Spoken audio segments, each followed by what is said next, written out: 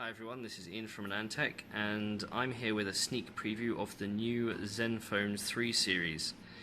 This is ASUS's next line of smartphones, and most people associate ASUS smartphones with Intel SoCs, and as we reported on earlier in the year, Intel are cancelling their smartphone SoC program, codenamed Broxton. So we have a trio of Qualcomm phones for you right in front of me now. So on the left we have the Zenfone 3, this will be the normal edition, running the Snapdragon 625, that's a octo-core ARM A53 at 1.4 GHz. In the middle is the Zenfone 3 Deluxe running Snapdragon 820. This is going to be their sort of premium all-singing, all-dancing device with 6 GB of memory and the better cameras and everything else. And on the right is a 6.8 inch Zenfone 3 Ultra. This is going to be designed for media consumption.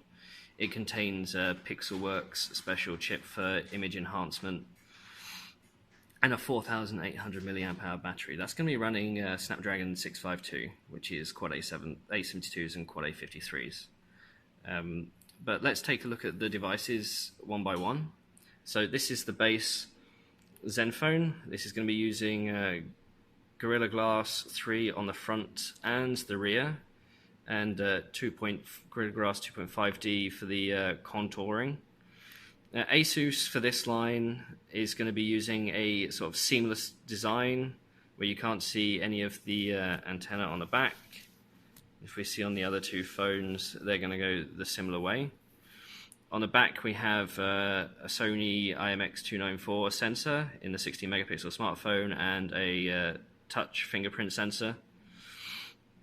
And I'm hearing some reasonable prices for the device. We'll get full details tomorrow as I'm recording this, the launch will be tomorrow, and then the video will be posted, so we'll get proper details out in the article for you.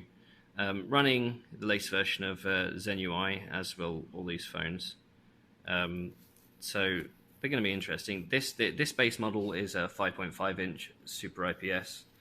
Then we have the Ultra, which is going to be a 5.7 inch Super AMOLED. And like I say, all singing, all dancing, up to 6 GB of memory, up to 256 GB of storage. UFS 2.0 storage in certain markets with certain models. And it's going to be the only phone with USB 3.0 out of these three, but they will all have Type-C connections, embracing the new standard, which is a thing we're going to see, especially over the next couple of years as smartphones come out and more embrace Type-C. These all have 3.5mm audio jacks, so anybody concerned that they're going away, they're not going to go away on the Zenfone 3 series. Now, this large phone, people obviously have their own opinions of large smartphones, especially if they're 6.7 inch. It's practically a tablet.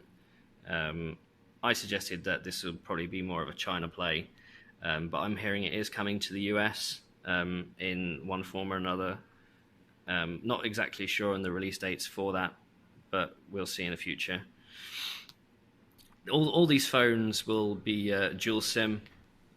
They'll accept one micro SIM in 4G and one nano SIM in 3G, and that nano SIM also supports a micro SD card.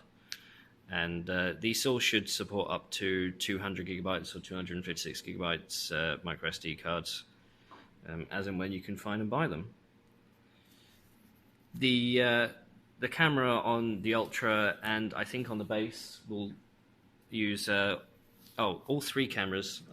No. 298, 318. 318.